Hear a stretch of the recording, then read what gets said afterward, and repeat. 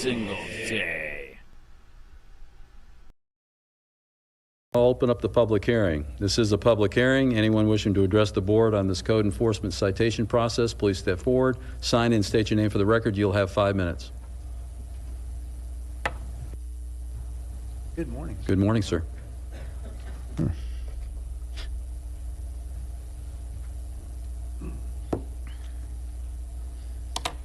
Testing, I guess that's good. Before I start what I was going to say, I have a few comments on what was already said. You like to pretend that ordinances... State your name for the record. My name is David Kesselring. Thank you. You like to pretend that ordinances are law. They're not. Is that why you feel you can use the words could and flexibility in your ordinances? This is law by whim. This is very vague, and it does violate the vagueness doctrine, I believe, very much so. I believe it leaves you open to lawsuits and other things. It's totally wrong on top of that. But is this why you want to take the appeals out of the court system? Because this is all just fake? I don't know. But how do you believe these outlandish, perverse, unnatural actions you take are under the jurisdiction or fall under the jurisdiction of the Constitution? Most of the people you're fining are quite obviously not consenting to your fines, nor are they breaking any laws. Who benefits from these fines? How do they in any way benefit the people or the general welfare? Many others that care about their fellow man would object more strongly if they actually knew the harm you're doing to the people. Staff reports don't override our unalienable rights granted by our Creator. Staff reports don't override our unalienable rights granted by our Creator. The governing of this country was not instituted to benefit itself, the government, and to do extensive studies to find more efficient ways of absconding with the people's money. The only ones consenting to this are a few bureaucrats and lawyers that are attempting to influence you to change our laws and our form of government. You took an oath to be in office, you all did. You took an oath to the U.S. Constitution, and I agree with the oath. You took an oath to the Constitution, and I agree with that oath. You took an oath to the Constitution, and I agree with that oath. I wish you would adhere to the oath. If you do not, my wish is that you would resign.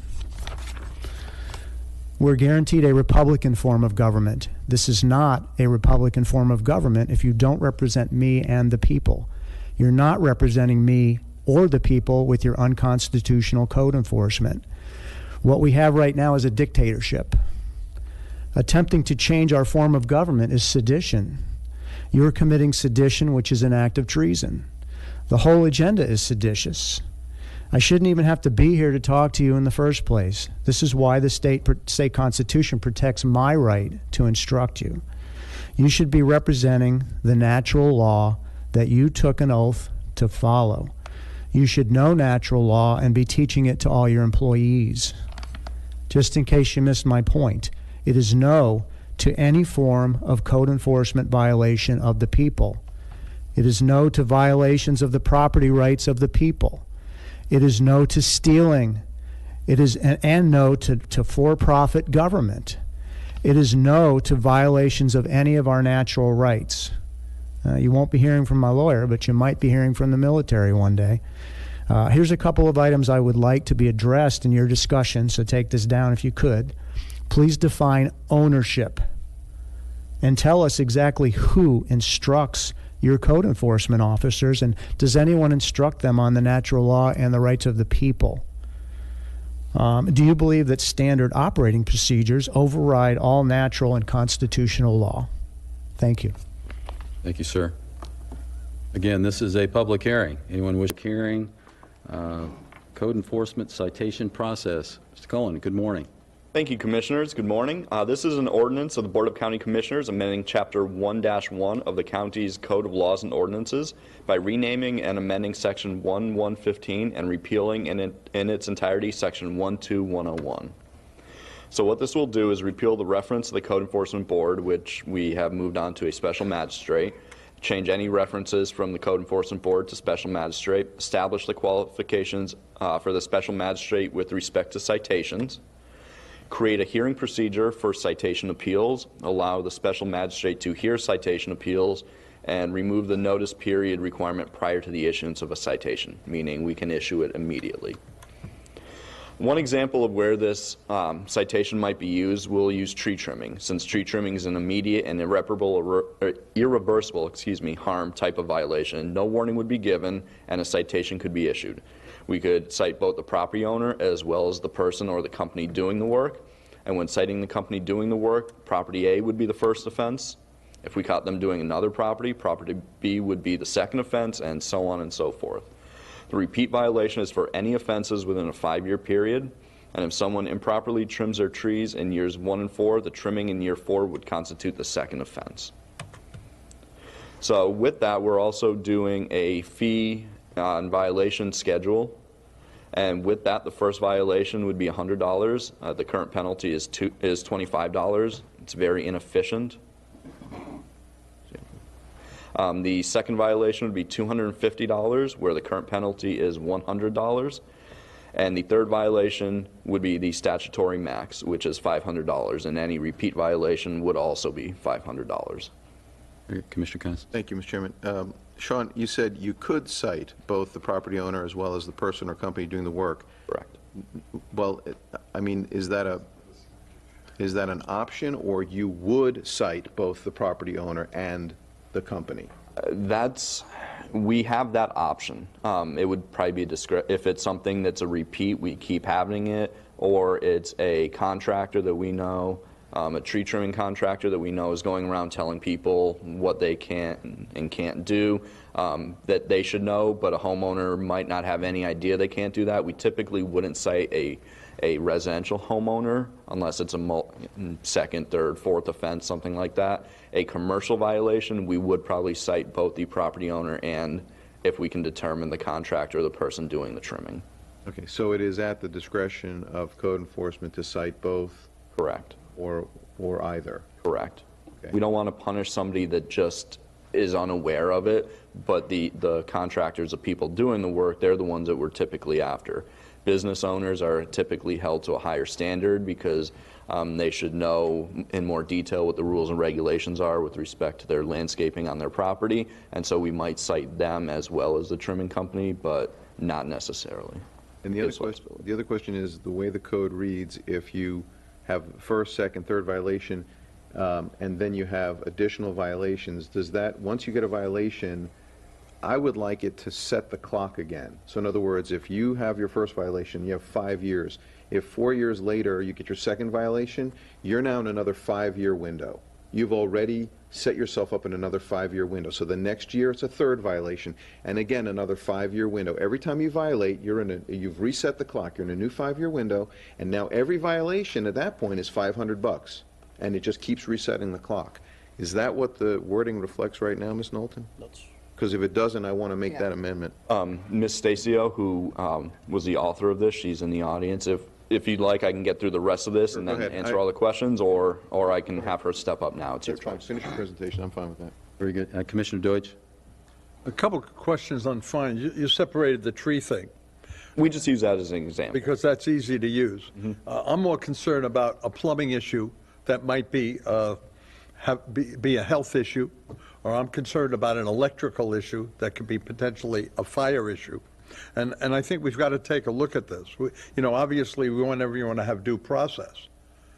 But it seems to me that the process takes a long time and it's drawn out. So I just want to go back, and it makes sense that we look at this. I just want to go back to the fines. Do we separate the fines that are given through the magistrate now, or like these are trees and these are electrical, these are plumbing, do we do that? Well, through the full-blown code enforcement process, where we would do a notice of violation, we would take them before the special magistrate. There's a separate fee ordinance. Those fines can go up to $15,000 per form offense. All right, let me back up then. How many, I don't even care the dollar amount, how many different fines are levied a year that are paid? That's two different questions. We levy, the magistrate issues orders, affidavits of noncompliance, levying fines every month. How many of them are paid?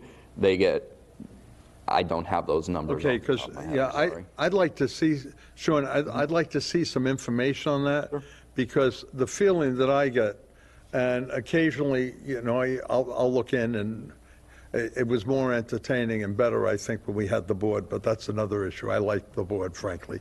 But, you know, when it seems like we give people a lot of chances Correct. to meet. I mean, we really are lenient. We give folks a lot of time to correct their violations. Our goal is compliance. It's not to fine people. No, I appreciate that, but I'd like to see some of the information on that. And also, what I'd like to see us end up with, I'd like to see us sort of kind of prioritize something. If someone has a landscaping issue, that's fine, but that's not dangerous. I mean, yeah, we're not happy with it. They've broken the law. They're not consistent with, you know, with our codes. But I'm much more concerned about a health or a potential fire or something that could be dangerous to people. And I think we've got to look at them a little differently and perhaps be able to be maybe a little bit more aggressive with some of the major factors of code enforcement. If I could, remember, this is one tool in our toolbox. We also have unsafe buildings, unsafe structure standards. We have contractor licensing board. We have our contractors, unlicensed contractors division, licensing division, where a lot of those items, because you are correct, those are more life safety, we can address those through other avenues. Typically, the items that we see before the magistrate would be junks, grasses, IPMC, International Property Maintenance Code violations, things of that nature, things that aren't life safety. Typically licensing or some other group or some other type of violation would address this. This citation process is more for the really smaller items, the quicker things, where we're out there on site and we catch somebody doing something and we can do this and it's actually a deterrent by stroking them. I appreciate that. And I don't have any problem with giving someone an extra 6 months or whatever, or to empty the shed out and move it, or to get rid of the truck that they have parked illegally on that property. And I don't have any problem with those types and kinds of issues, even though the neighbors aren't happy with them. I'm much more concerned about the issues that are either going to affect health and or safety. Those are the issues, you know, that, not that the others aren't important and significant, those are the ones that I'm more concerned about moving on. Periodically, we have pulled power to houses or properties if necessary. We just did one within the past year down in Minnesota Key where it was very severe electrical issues and many other issues. We went out and actually had the power disconnected. We do that if there's life safety issues. We also, if people are on water and sewer, we work with CCU if there's other issues. So there's, again, this is just one tool in our vast toolbox. I understand that. Thank you. Thank you. Very good, sir. Commissioner Truex. I just wanted to clarify to Commissioner Constance's discussion that lines 90 through 98 indicate repeat violation. Means a violation or of a provision of a code or ordinance by a person who has been previously found through a code enforcement board or any other quasi-judicial or judicial process to have violated or who has admitted violating the same provision within 5 years prior to the violation, notwithstanding the violations occur at different locations. So it is a reset. It's a look back. If something happens today, they look back 5 years. Have they had another one? Have they had another one? So that's, I don't know what page that's on, but 3. So, okay. Go ahead, sir. Thank you. But then does it also address the fact that whatever level they're at, they now have a 5-year period moving forward? That's a 5-year look back. Do they have a 5-year period moving forward? Every time they violate, does it reset that 5-year period looking forward? I'd like Jean to speak to that one, just as she was the author of that one. Thank you. Sorry, Jean. Jean Stacio, Assistant County Attorney. It would, because when you have that violation, any subsequent violation is going to look back, and that would be, you know, start the clock all over again. Okay, perfect, thank you. And it also counts admitted violations as something that if a property owner either pays the violation or is found in violation by the special magistrate, that would be considered one. So maybe it doesn't go through that quasi-judicial process, but if they pay it or fail to pay it and they're found guilty, then that would also restart the clock. I have another question, Mr. Chairman. So let's say they don't violate both the property owner and the contractor, it's one or the other, but they are found to be in violation and they get a fine, they pay it. Does that tag both the property and the contractor, even though they weren't both? No, that would just be whoever is either admitted or found to have violated through the special magistrate process. Okay. All right, thank you. Sean, you got more to present? Or Yes, I have a few more, excuse me, but if you'd like to ask questions, I'd be more than happy to. So essentially, in a nutshell, what this is doing, currently the citation process, as I said, it's $25 for a first violation. It would cost the county more for staff time to fight that in court if somebody were to appeal it, and we would not be willing to go down for $25 fine. This brings it more in line with the other fines and fees that we have throughout the county. Last time it was looked at was the late 90s, so again, this is bringing it in line with modern day, as well as making that appeal process for the property owner and for staff less arduous in that you don't have to go to county court to contest it. You can do that before the magistrate, which is once every month. You're not sitting around down at county court waiting for your turn on the docket that who knows how long that could take. We feel that this would actually make it more of a deterrent and more of an efficient process and a tool for staff. So with that, the schedule of violations include local business tax receipts. Somebody opens a business, but they haven't gotten their business tax receipt. Roadside peddling, garage sales. Now I'd like to clarify that because there's been a bit of misinformation out there in the public. We are not trying to shut down garage sales. This is for the people, and we've all seen them periodically, where they just kind of open up a business where they're having a garage sale every weekend out of their house and basically have opened a store on the weekends in their house. We are reactive, so we would go look at that if we got a complaint. We have had a few of them where we've had to address that through cease and desist orders with the magistrate. This will give us the opportunity to cite them via this and also to increase the fine so that that stops and so that they don't disrupt the neighborhood on the weekends. Again, it's not trying to shut down garage sales. That's one of the things that I've been hearing since a recent news report. So some building code items, hours of construction activity. So if somebody's running chainsaws or construction noise late or early, we can do that.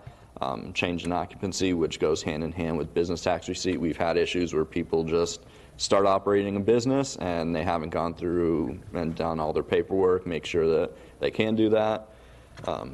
Placement of street numbers, just the gamut. So it's very, again, these are small violations that we're looking at, things that it's a one-time thing. We go out, we can cite them, and everyone moves on.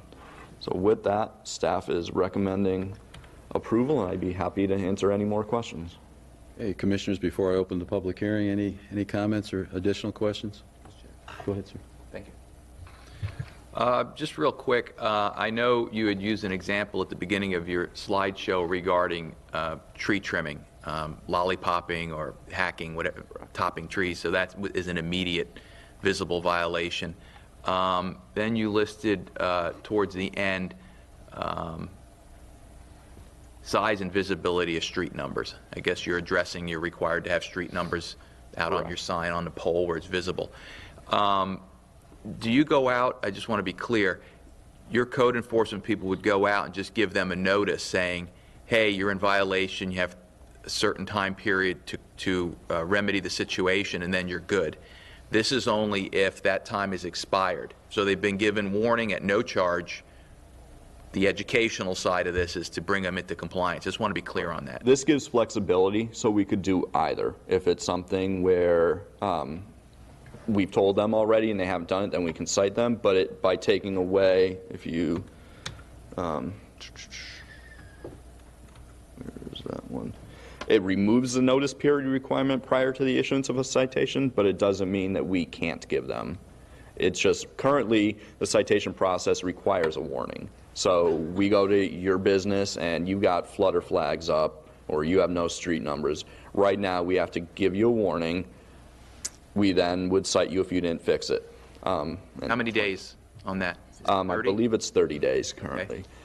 So what it would do right now is, because say flutter flags are something simple, we don't have to do it. We can just say, hey, here's a ticket, remove your flags, that's your penalty, don't do it again. If you do it again, then we go to the 25, you do it again, 500, and continuous. Most people hopefully will take heed after the first one and not look at it as a cost of doing business type violation, which is what some people look at certain violations as now. And so we think that this give it a little more teeth in order to try and address this. And once word gets around, we think the violations will definitely lessen. Yeah, so in terms of consistency, then, all the code enforcement officers know in those particular situations that's how it would be handled. But you mentioned there's discretion used in other situations. And that's where I'm just concerned, because if you have multiple officers going out there and some folks are given warnings when another one for the same offense might have been given a violation off the bat, how do you, because, you know, we want to make sure that all the folks are treated the same. Right. How do we continue to narrow that window so it's consistent all around for every violation? Right. Standard operating procedures. We standardize through what we instruct our staff to do on how to implement. We have standard operating procedures for pretty much everything we do. But we also need to have discretion. That's something that code enforcement has always had, just like prosecutorial discretion for attorneys, prosecutors, things like that. We set up SOPs, but if something's truly egregious, we also have that ability where that code officer can make that judgment call on site. But typically what we would do is they would follow the SOP. So if the SOP is you give somebody 5 days with a warning and then you cite them if they haven't fixed it, or if that SOP is, you know, first violation is first violation and you cite them right then and there, or if it's, you know, some items that might be bigger than some others. So there's... Yeah, the only reason I say it is because, you know, you mentioned, well, the business owner should know about his trees. I mean, yeah, that's true. Ultimately, somebody has to be responsible, and typically it's the property owner. But a lot of times these guys are running a business. They don't have a clue on proper horticultural procedures. Somebody comes in, I'll trim your trees. Some do, a lot don't. I just want to make sure the emphasis is always on the educational side of it to bring them into compliance, not on the fining or the side of it where, you know, we're levying these assessments. Because a lot of people out there, they just don't know until a code compliance officer comes up and says, hey, you're doing something wrong. And there are always those that obviously game the system. I mean, those people are out there too. As I said earlier, we're not out to fine people to death. We just are looking for compliance and education, especially with the commercial officers that you've been so kind as to supply us with. We make sure that education is a very important thing. When it comes to residential, obviously we're much more lenient because most property owners aren't going to know all the regulations. They see somebody, they want their trees trimmed, they see an ad for somebody, and they call them over. They don't know if they're going to do a good job or a bad job. We want to make sure that those tree trimmers, and I'm just using that as an example, that they do a good job, that they know what they're doing. And so if we keep seeing repeat violator, tree trimmer A, that keeps doing this and keeps telling people, and that we want to make sure we hit them. But most homeowners there, they just don't realize that that's not a good way to do it. Or so we're not, on the residential side, we're always much more lenient. Commercial, we are a little stricter. Because again, that's where everyone sees, that's our commercial corridor, and the residential, it's based on neighborhood complaints. So. Very good. Commissioner Constance. Yeah, so in keeping with education, since this is not outlawing garage sales, what is a reasonable repeat time frame for doing a garage sale? Code has specific criteria as to how many garage sales per year you can have. I believe it's 2 off the top of my head. So spring and fall typically is when we see them. It's not monthly or quarterly, it's like a couple times a year. That is correct. Reasonable. Anybody beyond that kind of starts to... Right. Okay. Yeah. And we have had ones where it's literally been every weekend. And Very good. Any additional questions or comments? Okay, I'll open up the public hearing. This is a public hearing. Anyone wishing to address the board on this code enforcement citation process, please step forward, sign in, state your name for the record. You'll have 5 minutes. Chairman, I see no one else rising. I move to close the public hearing. Motion is second to close the public hearing. All those in favor signify by saying aye. Aye. Opposed, say no. Hearing none, it passes unanimously. Mr. Chairman, Yes, sir. as soon as I find I'm it. sorry.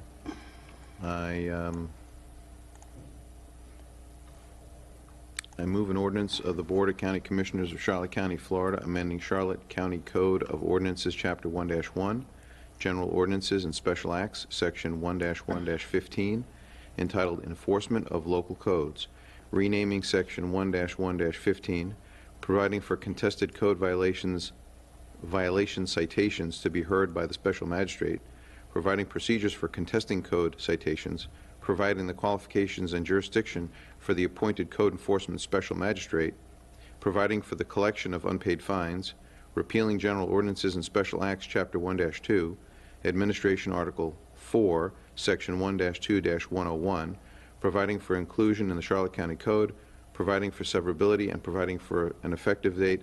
And I also move the resolution as the attorney peers over my shoulder.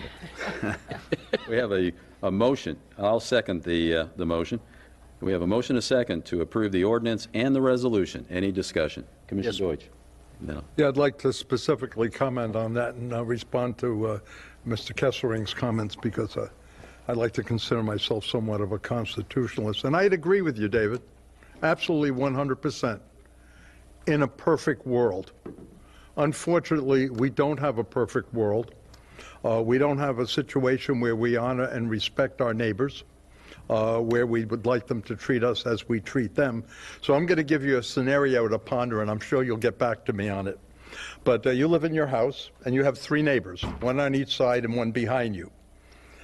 How would you address the issue without codes if the one on the left side decides that they're going to be repairing and fixing automobiles in their front yard, and there are 3 or 4 junk cars there, and they're working from early in the morning to late at night, banging away and pouring their oil on the ground and fixing the car?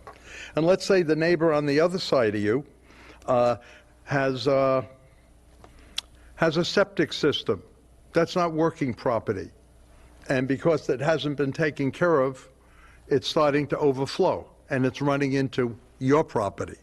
And the last scenario, and we've had all of these happen, by the way. All of these have happened in the 8 years I've been here. David, and the last one is the guys behind you in their backyard, they've decided to have 15 of their best friends living and camping there and doing whatever they do to meet their bodily functions in their backyard behind you. So there's 3 neighbors. And each of those incidents are incidents that have happened and taken place in Charlotte County, and Sean knows about them because they've tried to address them. How would you deal with that and address that with your neighbors if we didn't have the codes? Thank you, Mr. Chairman. Very good. Commissioner Truex?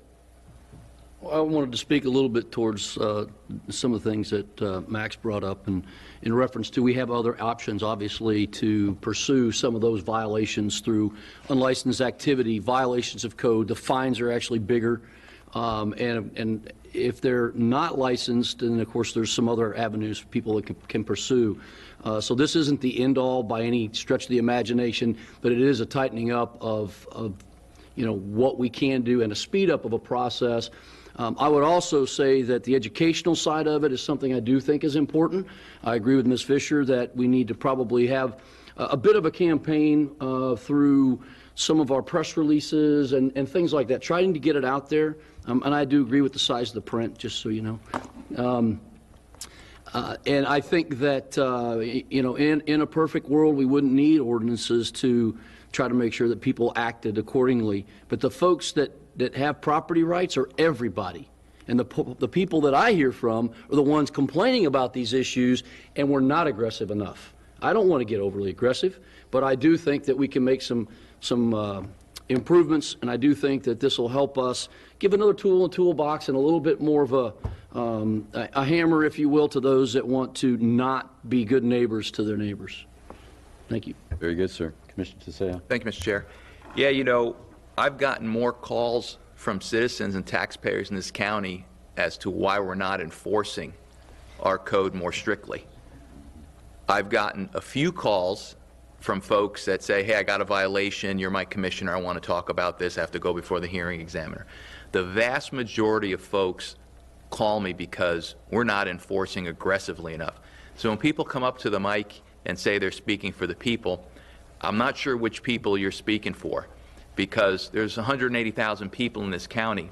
So if you want to speak for the people, I mean, I think the closest you get is the 5 of us, because we ran and put ourselves out there and people voted for us to use our judgment in executing the laws and ordinances and the Constitution that we took an oath to serve. So, you know, if you want to speak for the people, my first question is, what people are you speaking for? Because, you know, we're the ones that get the calls here at the county. And I'll tell you, there's been a lot of times I've had to tell people, there's nothing we can do. People have property rights. They maybe didn't get over the threshold where we can say it's junk-like conditions. It may look like junk, or people's yards may be in such disrepair, but they haven't tripped a threshold where there's a life safety issue or a hazard issue. And people say, well, go on there and do something. I tell people all the time, look, people have property rights. People get to exercise their property rights. And I can't enforce a code because somebody wants to live like a slob. That's their right to do so. But there is a certain threshold that trips that it impacts the community, where it does become a life, health, or safety issue. And, you know, we have these codes, they seem to be working, and there's a balance, there's always a balance between property rights and these codes. But that's why we're here today, to talk about these things and see if we can maintain that balance going forward. Thank you, Mr. Chair. Very good, sir. Again, I have a motion and a second to approve the, both the ordinance and the resolution related to code enforcement citation process. Any additional discussion? Seeing none, all those in favor signify by saying aye. Aye. Opposed, say no. Hearing none, it passes unanimously. Thank you. Very good, thank you. Okay, Commissioners, we are now at citizen input, any county-related subject. Anyone wishing to address the board during this portion of the meeting must state their name for the record. Remarks on any county-related subject shall be limited to 3 minutes and shall be addressed to the commission as a body and not to individual members. There will not be any discussion. Hey, Sheriff County, this is Sheriff County Cop Watch. I am using any video here with under fair use if you have criticism, reporting, teaching, etc. And please donate. I do not make money from YouTube, and there are different ways to donate in the video links. Thanks.